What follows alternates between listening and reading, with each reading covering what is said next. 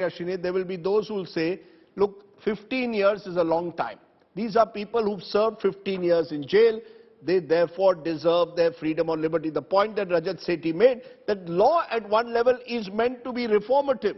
If it has been decided it's not the rarest of rare that will get the death penalty, life in this case could, according to some views, 15 years entitles you to seek for a remission.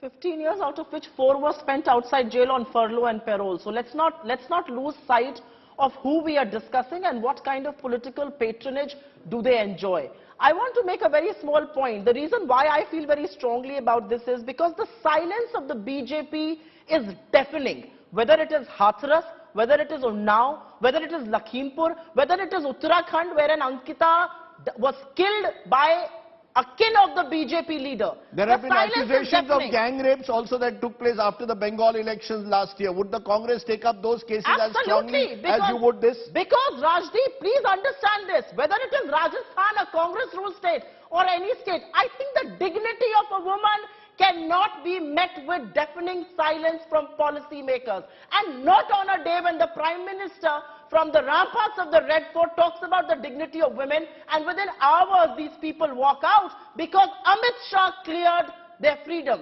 That is so not on. And the deafening silence from the BJP and the Aam Aadmi Party puts both these entities in a dock on their role as far as women in this country are concerned. Is there no country for women is a question that many of us, irrespective of party line, want to ask today.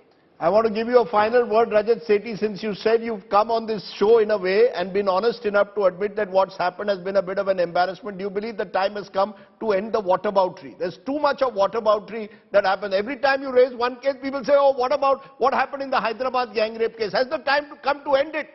And just say, ensure that Bilkis Bano is given the protection that she deserves as a citizen of India who suffered this heinous crime.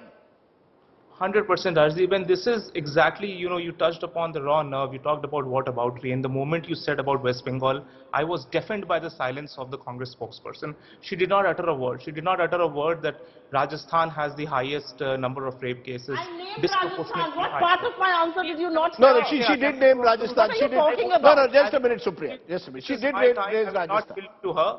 Allow me this thing. Yes. I have full sympathy on this case, and I personally feel, as I said, this remission should be cancelled and they should go back to jail. Whatever, sort of legal arguments there might be, Supreme Court should study it and should study it really well.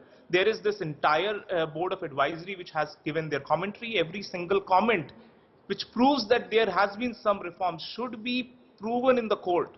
Every bit of it, every shred of it. And it's still, if the Supreme Court believes that the remission is perhaps the right legal way to go about it, then so be it.